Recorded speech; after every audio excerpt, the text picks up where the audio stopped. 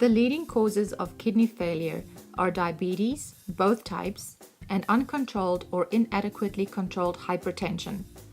Add to that profile the fact that nephron number decreases with age, and you have the general profiles of patients most at risk for significant problems affecting kidney function.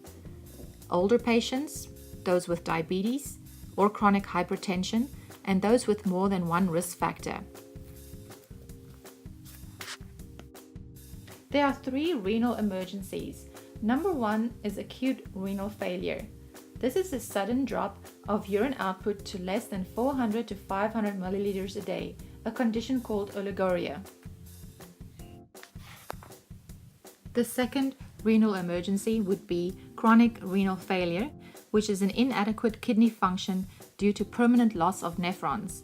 Usually at least 70% of the nephrons must be lost before significant clinical problems develop and that diagnosis is made. The third renal emergency would be kidney stones or renal calculi. This represents crystal aggregation in the kidney's collection system. The condition is called nephrolithiasis. It comes from the Greek word lithos, which means stone. Kidney stones affect about 500,000 persons each year. Brief hospitalization is common due to the severity of pain as a stone travels from the renal pelvis through the ureter to the bladder and is eliminated in the urine. I also have to mention urinary tract infections. UTIs affect the urethra, bladder, and kidneys, as well as the prostate gland in men. UTIs are extremely common and accounts for over 6 million office visits yearly.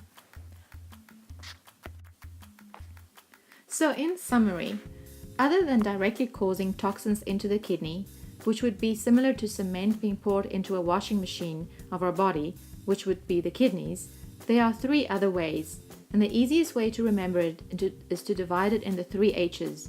One is for hypotension, the second H is for hypovolemia, and the third H is for hypoperfusion. Because renal function is often lowered in the elderly and in persons with hypertension or diabetes, it is important to consider the potential impairment in all of these patients. The best prevention strategies are to minimize the likelihood of pre-renal failure by protecting blood volume and blood pressure and to investigate possible post-renal urinary tract obstruction.